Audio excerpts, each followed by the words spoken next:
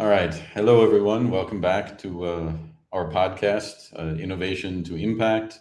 I'm here with as always, with my good buddies, Brian and Chepan. I'm Nick Kelly.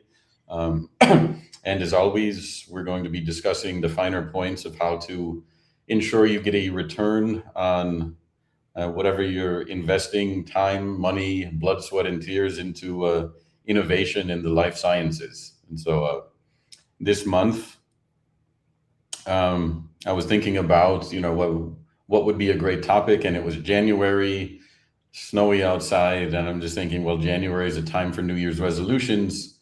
So many resolutions are related to health. There's got to be something there, and so I was digging in a little bit, and it said actually around 75% are attributed to improving our health, exercise, nutrition, mental health.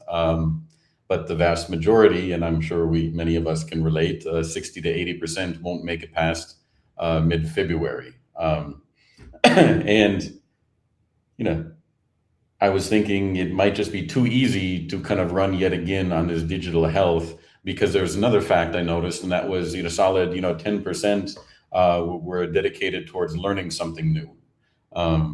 And I was thinking, well, what is the new thing to learn today, especially as professionals in life science, and like, well, adopting AI, what does it mean for us? How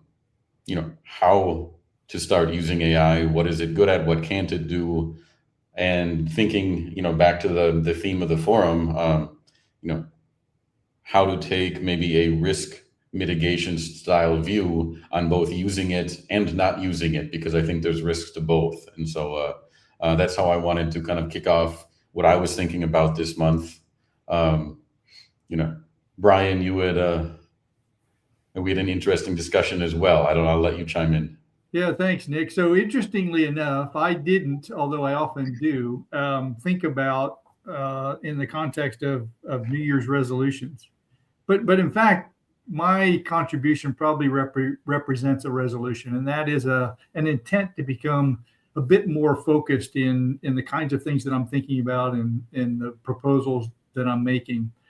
And some part of that may be age related, that as I get longer in the tooth and I realize that my runway is shorter, that I've got to get more focused if I really want to accomplish something. And so where I focused my contribution was in this notion about, the technology oftentimes adds to the complexity and the volume of things that we do. And it oftentimes doesn't take things off the table, despite the fact that we make these wild claims about technology is going to make life so much easier. It doesn't seem to get easier.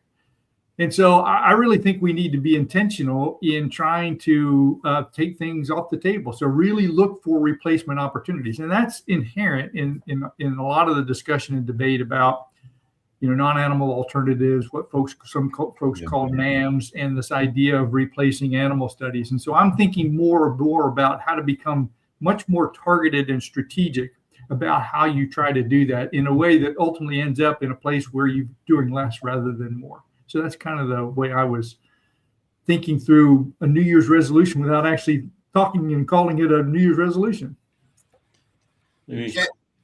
Yeah, so I was going to just add, right, and I guess I'm with Brian, right? I didn't stop making, I guess, New Year's resolutions because I have a hard time keeping them. But one of the things, just kind of reanalyzing, right, or thinking back for last year, and especially as I guess as an introvert, right? So one of the things that I'm recognizing that in a lot of organizations, the evidence gains authority kind of the way that people do.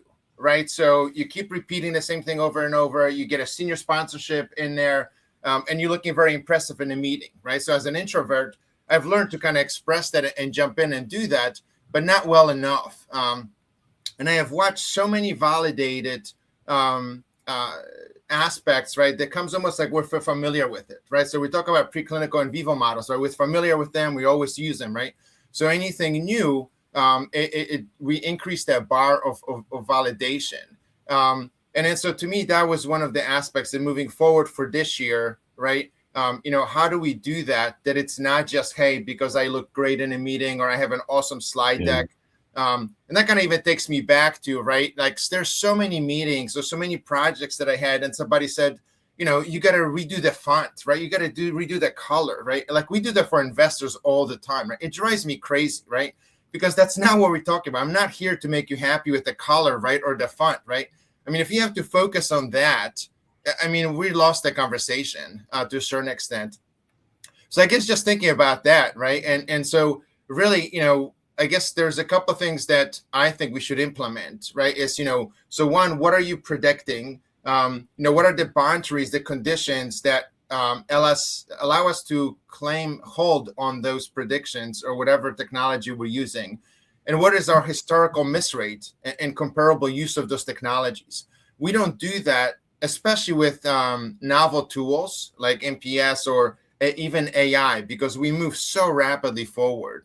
So those are some of the things that for me, I think we really have to start looking at it so we can make progress with those technologies, again, for us, but also for the patients. Maybe I'll chime in and both a thought kind of stemming off both of your comments. And that's, I remember, and this is in multiple pharma, having discussions on digital endpoints, which is somewhat related to your, different types of preclinical endpoints. And it seemed very often the fact that, yes, everybody's talking about them, they would be interesting, but the teams would still have to do, the original old school endpoints as well. So it was something on top, which took budget and could potentially, make things more complex. And so, it seemed so many times we talk about it, and then everybody would agree it was great, and then, it was more thinking about, well, maybe next time because we have to do it on top on this one, and so it's just like adding complexity on top. And I've seen, so maybe I won't even jump into that. There's various ways I suppose you could solve that, and I've seen it done. One is taking more of a strategic lens across a therapeutic area or across a portfolio and building, a strategy for, a platform for doing these more easily, or, or starting these earlier in research. But I think you would need to really maintain the lens of what is needed in these specific trials rather than so often in research, thinking, man, it would be cool to have, all these different digital endpoints that can predict things and investing in them, and then finding out nobody's using them in the clinical pipeline later on, right? So, it's a matter of, can you go subtractive right away and start to really replace, or do you need to have some sort of investment up front, and where should that be taking place in these cases? I would ask, maybe Brian, on some of what you were saying from Subtractive, can answer that in respect to kind of the clinic, or you can kind of project that back to, the kind of the translational medicine world as well. But how does this sound familiar, and how have you, what have you observed, or what are your thoughts there? It does. And the thing that resonated the most with me about what Shepan wrote was the putting more scrutiny, analysis, expectation on the decision part of the overall continuum, right? We got questions, we use platforms to generate data, we generate that data, and then ultimately we make a decision from it.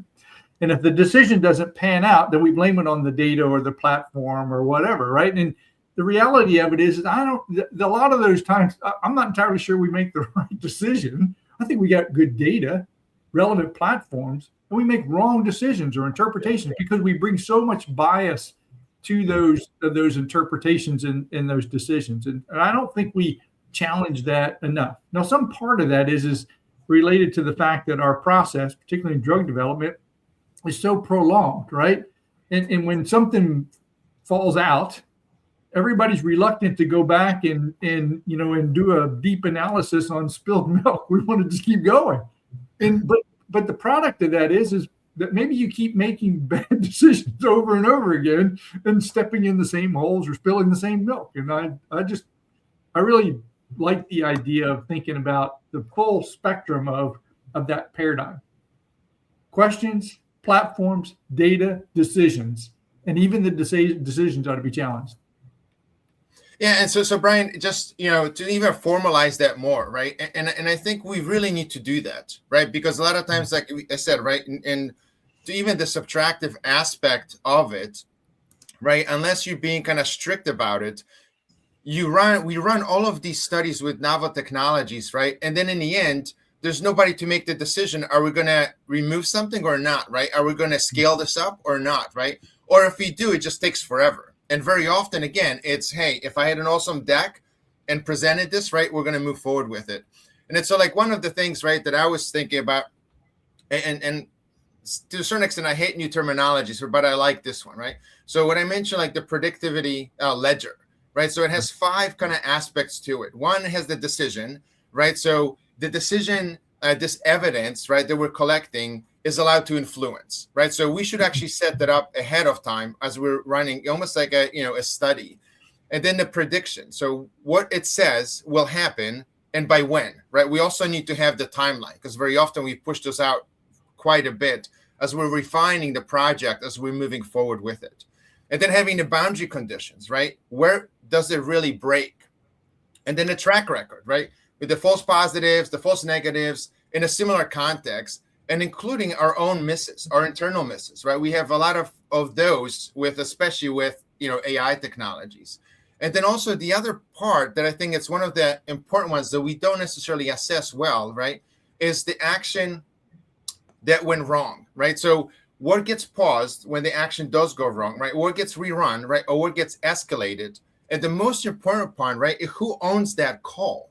I mean, one of the things that recently, and I'm hoping that's changing slowly now, is when I saw it as like democratizing the decision process, right? So when you try to make the decision, right, you got to get all of these other stakeholders on board behind it, right? And if you don't, it doesn't move forward.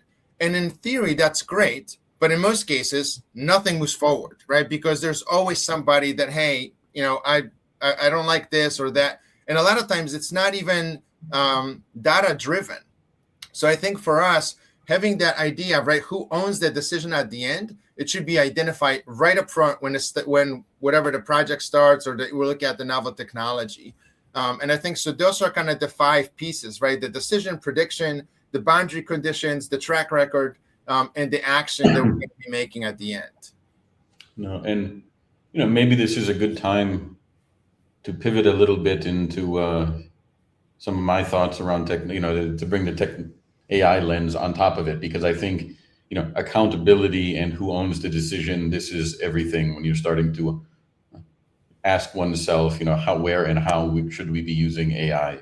And in the beginning, I think, my head was in the frame of mind of, what can it do and what not. So like, it's complementary in that it can read more papers, better retention, imperfectly structure a larger amount of knowledge, learn how to kind of abstractly combine different data types, for bringing to a more holistic decision, obviously write faster than you and predict faster than we can. So Nick, I'm sorry for interjecting, right? I just can't help myself, right? So when you say complementary, right? But so like Novo Nordisk, right? They published, or last year, I think, or maybe it was even a year and a half ago, right? When they were using AI, right? What I call the administrative AI, right?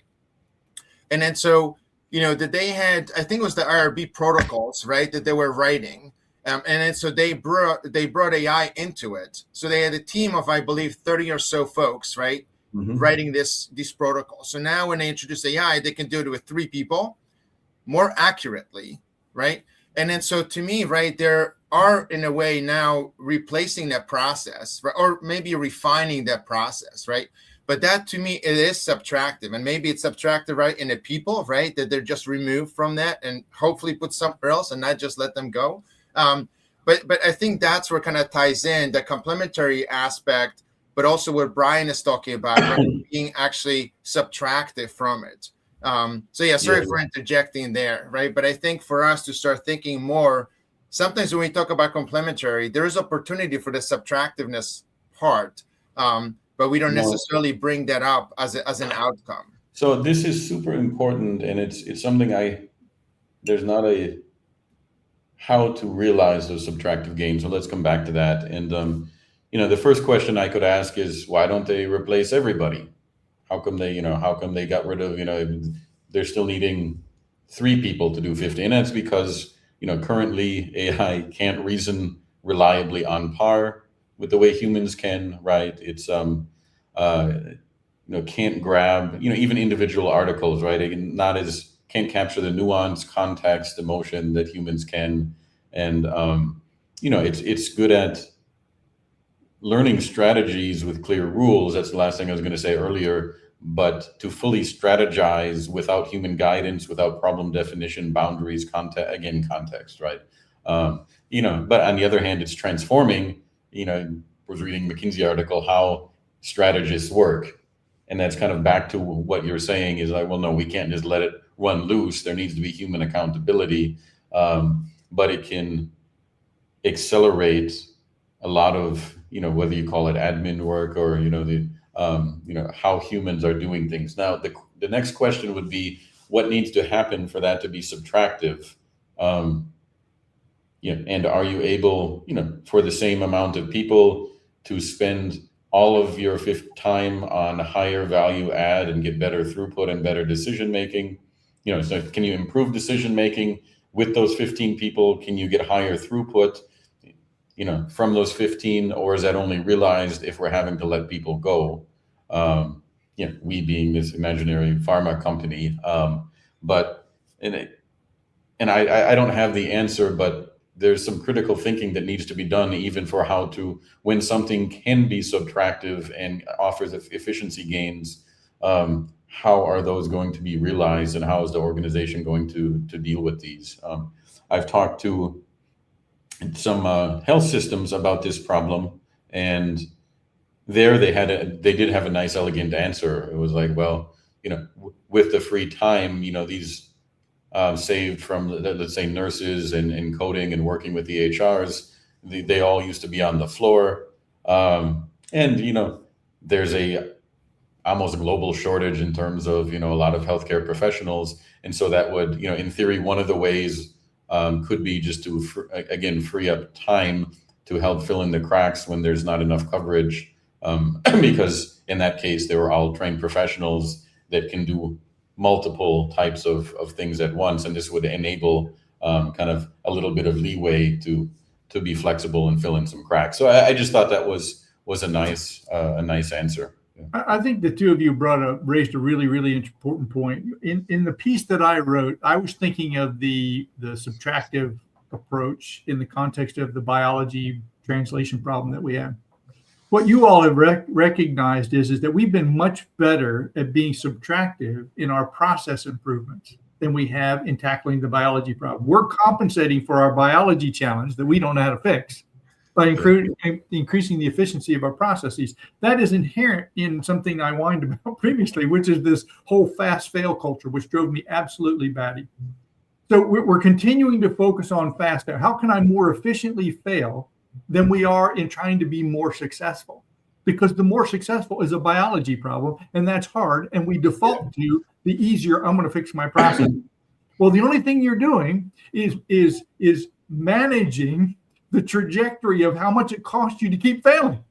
So we're not actually improving ourselves, we're becoming more efficient at failing, which I think is just crazy. But I'm going to say I fully agree, and I think fail fast, I see the appeal, but if I were to step back and say, like, it's not necessarily about failing, but so much of that early pharma pipeline is also about critical decision making and optimizing. There's plenty of optimization that goes on, whether you're a biologic, a peptide, a small molecule, especially, sometimes you have, combos of things and multifunctional therapies. So there's a lot of optimizing that can go on. I remember, back in the day, being surprised how long like the lead optimization took in MedChem, and it could be 20 iterations, it could be multiple series, and you could actually watch, if you plotted this, like the kind of the exploration in chemical space and how many dots there were, and I forget how many days it was for each dot, right? Because you're testing and rethinking, but just maybe instead of failing fast, it could be, well, let's just get through, tighten and speed up the innovation loops, right? Faster prediction and testing, better leveraging of past data. So that's another way to look at it. And that, I think, is a nice kind of a subtractive problem right there. If you can especially if you can come out faster and with a less biased, at least a less individually biased, from you as a person, medchem, less biased and more optimal, maybe, even maybe additional objectives on your multi-objective optimization for what, target properties you want that molecule to have. So I fully agree. And I mean, that there's a similar way to look at it that is less about failing fast and more about like optimizing fast, maybe being more holistic in decisions, better. And again, that's, I was thinking of the risks of not using AI. And I think that, if you don't mind me continuing to talk, fits in actually fairly well. So, risk of not using AI, these days it's incomplete searches or literature reviews, whether it's, PubMed or maybe internal data as well that, AI could be helping you bring together, but, just missing it. Nobody can read all of the articles, right? So AI can help expand your coverage. It can help you triangulate between these data types, to have a, higher probability on that decision making, can help expand beyond your personal background as well. And also that was the next point. Like, you're at risk of being too slow as the world is starting to move faster. And I think, in your process, in your day job is one thing. But pharma has a lot of, let's say pharmacovigilance or, troubleshooting clinical trials. There's a lot of things that could be better served by real-time data feeds and fast processing of that data, right? So that's also too slow. And so Nick, right? And I'm also thinking, right, that all of the things you mentioned, right, also allow us to de-silo things, right? Yeah. But kind of go back to the fail fast, right? So to me, right, initially switching that again with even was bothering Brian, right? To me, it's fail smart, right? Yeah. But to even change that to, it's not just fail smart, right? We should learn smart. I don't know if that's even appropriately, properly English there, right? But what we talked about, you got to learn from those quote unquote failures, right? And again, we should stop calling them failures, right? Because we learn enormous amount of things during the process. And I think the other thing that you mentioned, right, is that, from the early stages of, identifying the molecules, right? So we use structure and the physical properties of it, right? And a lot of folks that work in that space, they said, we have this early space solved, right? But to Brian's point, we don't think about the biology, right? So you could have the best molecule that fits, right? But down the road, if you have a safety risk, I don't really care how well it fits, right? It doesn't matter. So all of the things like the AI tools and other tools, right? I think at this point allow us to, think a little bit more about that molecule and the safety aspects of it, right? At this early stage, not just because I can move from one silo to the next, right? Yeah. With, like laser focus, right? I think until we start incorporating the biology at these very early stages, we're going to be having the same discussion, in 10 years that we're having today. So you guys have perfectly illustrated the fundamental problem that just keeps me up at night. And that is it's got a name, Arum's law, right? Arum's law, despite incredible advances in technology and in the investment in that technology, we're still increasing the cost, increasing the time, and our failure rate is exactly the same. Yeah. And for me, I don't like the F word. I just don't like the F word. It is the reality of the business that we're in, and it's challenging. And I really like the way you put that, Shepan, because all those are learning opportunities.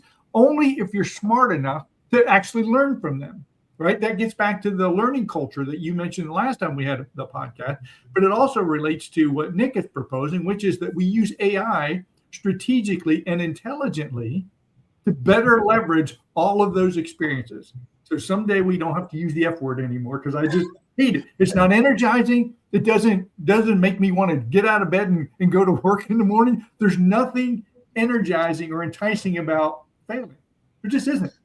Yeah. And, just if I think back to like the most exciting problems back when we had like our AI talent and innovation pipeline, so many of them were about breaking silos, so it was people would kind of come with what they felt were what was keeping them up at night and how to expand. And it was so much about, bringing earlier biological models and, about the target to, say, the chemical optimization, or thinking downstream on formulations and translatability to clinic and these types of things. So, leveraging foundation models or just models and different data sets, because the data is often so siloed, to bring together for better decision making, right? So to that point, I'm sorry to break in there, but you just flipped the switch. So we are at risk, I think, personally. So we have silos, right? And they're disciplinary silos because of the way that the process works. But AI is ultimately can be, and you guys know this better than I, but an integration of algorithms.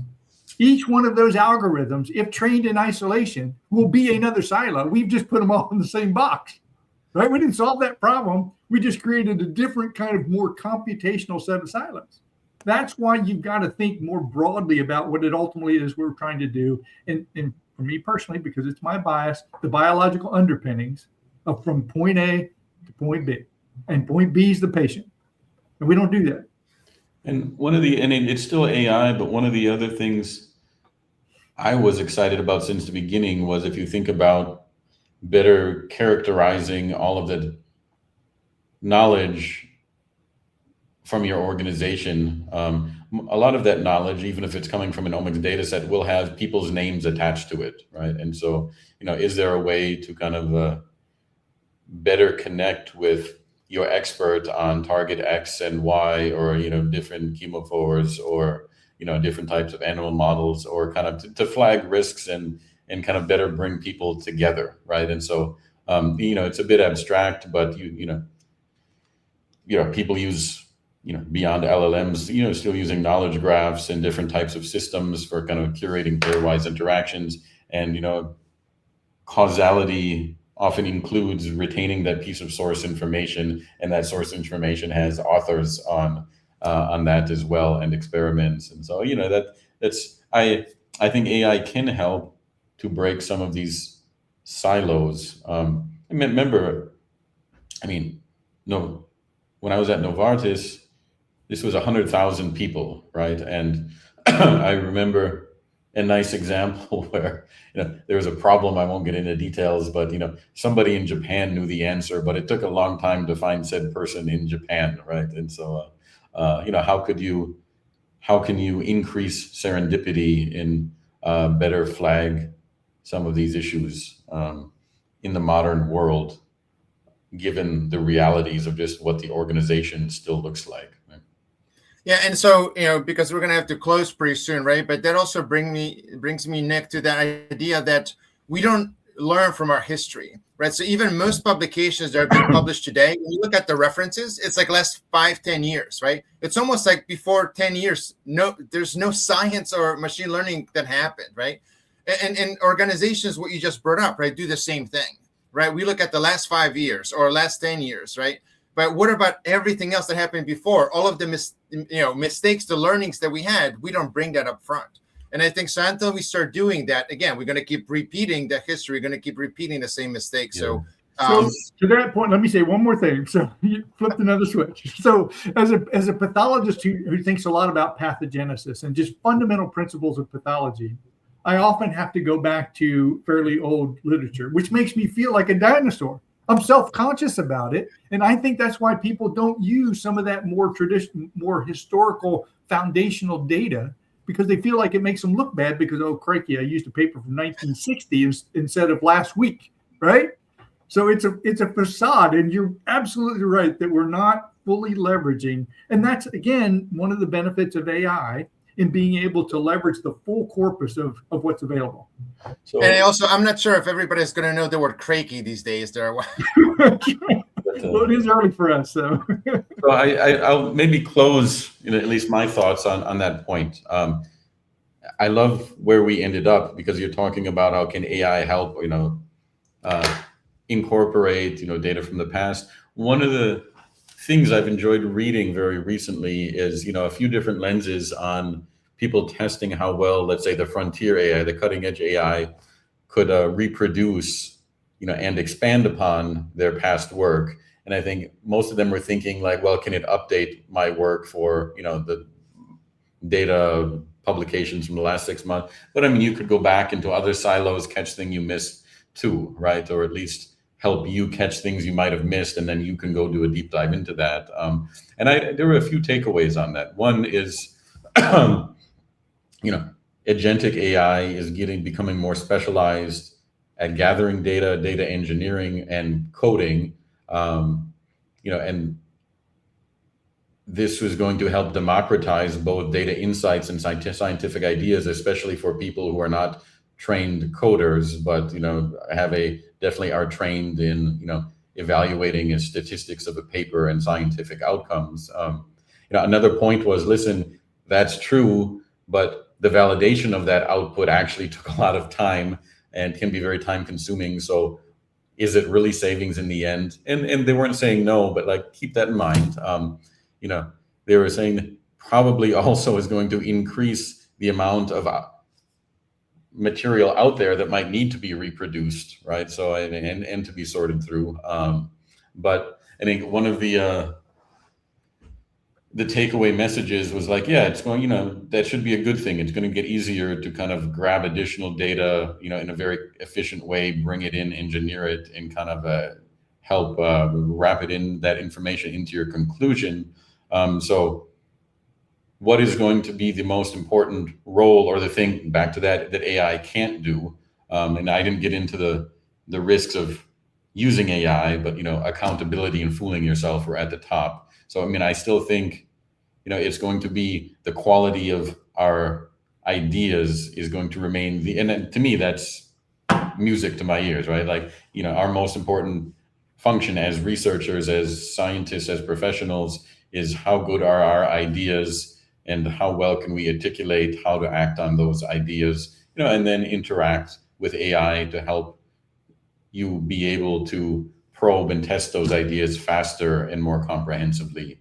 So I think, and the very last point is, it's moving quickly. So what you might have tested, 6 months ago might not hold true today. And if you use the public model, it might not be on par with the frontier model. So just, keep an eye on it. And back to the point of the New Year's resolution, test it out now and then.